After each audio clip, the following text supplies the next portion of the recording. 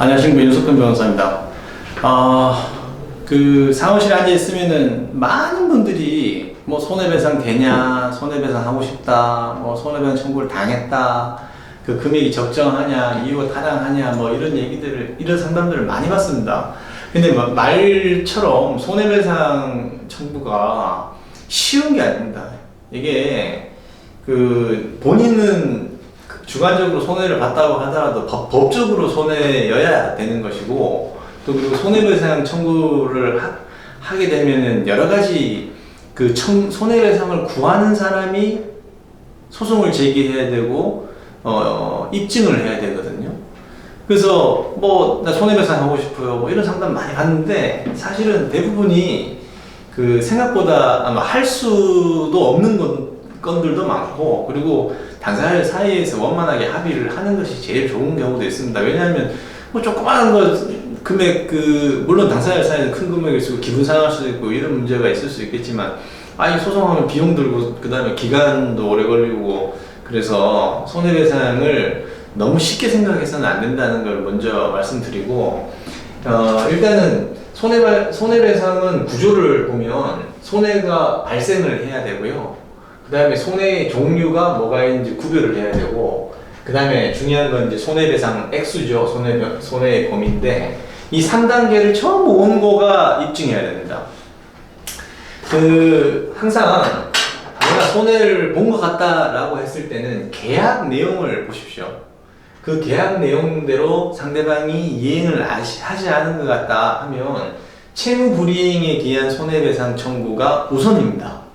그래서 계약 내용을 먼저 살피고 그 내용대로 상대방이 이행하지 않았다라는 것을 입증하고, 그리고 그걸로 인해서 어떤 특정한 손해가 났다, 발생했다 라는 사실을 입증하는 것이고, 계약 내용이 없는 경우, 교통사고라든지 아니면은 배우자가 다른 여자나 남자하고 바람 펴가지고 불법행위를 저질렀다든지 이런 것들은 계약이 없습니다. 계약이 없이 이제 손해가 발생하는 경우입니다. 크게 계약상의 손해 발생, 계약 외의 손해 발생. 그래서 이거를 채무불이행에 기한 손해배상 청구, 불법행위에 기한 손해배상 청구 이렇게 되는데, 입증은 누가 하느냐? 이거 원고가 합니다. 원고라 하면 손해배상 청구를 받고 싶다라고 소송을 제기하는 쪽을 말하죠.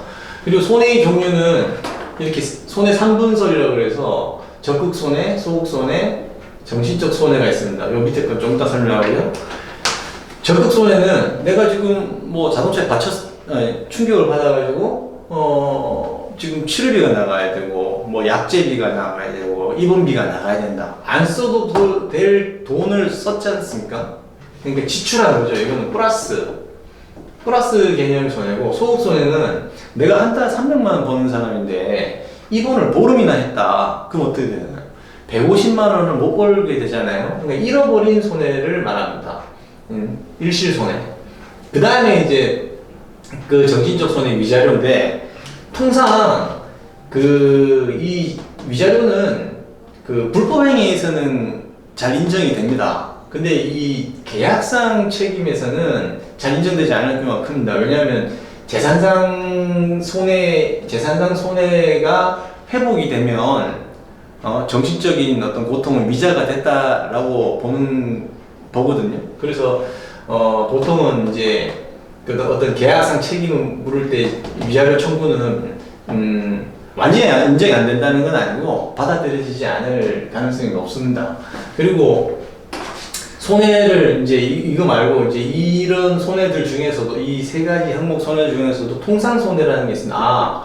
어떤 사건 또는 어떤 계약 위반이 있으면 통상적으로 그 정도 손해는 나겠다라고 하는 그 손해가 있고, 특별 손해라는 게 있습니다. 이거는 이제 확대된 손해이기도 한데, 이것까지 물으려면, 예를 들어서 내가 아파트 계약을 했는데 12월 1일 날 입주하기로 했고, 근데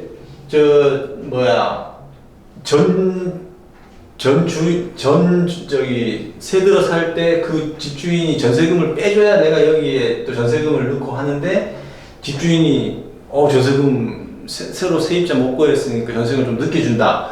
그럼 12월 20일 날 뭐 전세금을 돌려받아가지고 새로운 이사를 가게 됐다. 그런데 계약이 파기돼버렸다.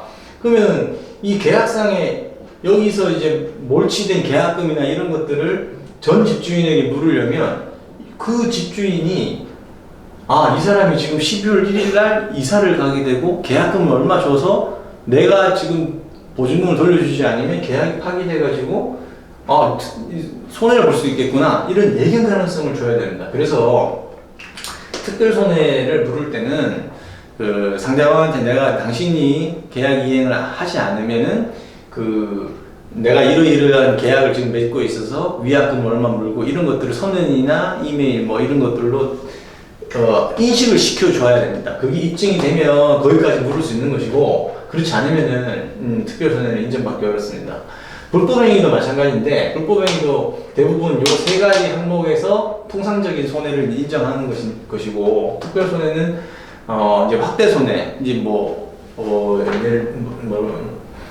상처를 입었는데 미용수술까지 해야 된다, 이런 것들이 있다면, 보통 미용수술도 요새는, 성형수술도 통상손해에 해당한다고 보는 판례가 있고 또 아닌 것도 있긴 한데, 그런 것들은 반드시 상대방한테 인식을 시켜줘야 된다. 자, 그럼 여기까지 전부 다 입증이 전부 다 온 겁니다. 여기까지도. 소를 제기한 사람이 입증을 해야 되고, 자, 액수가 정해졌어요. 요거 1,000만원, 그럼 요거 이제 150만원, 미자료 300만원 해가지고 1,450만원의 손해배상은 여기 정해졌다. 그럼 다 인정하느냐? 그럼 좋은데, 그렇지가 않습니다. 손해배상에서는 이 과실상계라는 개념이 있습니다. 그러니까 원고 측에서도 뭔가 실수가 있지 않느냐, 그 부분으로 해서 30%대 70% 이거에 그래서 요거만 인정하거나, 또 손익상계, 불법행위는 그런 일이 없겠죠. 채무불이행에서는 있을 수 있겠죠. 나도 손해는 입었지만 이익공개에 있을 수 있습니다. 그러면 그 부분은 까야 되겠죠. 그래서 그거는 이제 하는 거고, 다 해서 책임 제한이라는 게 있습니다. 개념이 책임 제한. 너무 손해배상 액수가 커지거나 그러면 일정 부분 책임을 제한하는 게 있습니다. 그래서 손해배상은 청구하더라도 100%다 받는 경우도 있습니다. 있긴 있는데 대부분은 청구 금액보다 감액됩니다.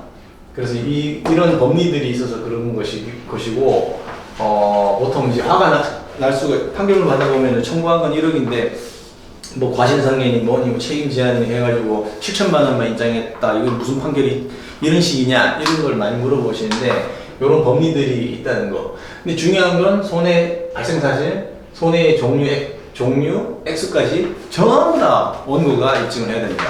특히 특별손해 같은 경우는 상대방이 특별손해가 날 것이라는 것에 대한 예견 가능성까지 입증을 해야 되기 때문에 손해배상 청구 소송이 그렇게 쉬운 소송이 아닌 것입니다. 그래서 제 생각에는, 개인적인 생각은 손해배상 소송하겠다 하기 전에 당사자들하고 원만하게 조정해서 적정 금액에서 조속히 그냥 마무리하는 것이 더불어가는 사회에서 그나마 좀 인간미가 나는 게 아닐까 싶습니다. 괜히 소송하겠다고 하면 경호사 보수의 여러 가지 골치 아픈 소송 입증을 해야 되기 때문에 정작 필요한 경우에만 하시고, 그렇지 않은 경우에는 당사자 사이에서 원만히 대화와 타협으로 해결하시는 것이 좋겠습니다.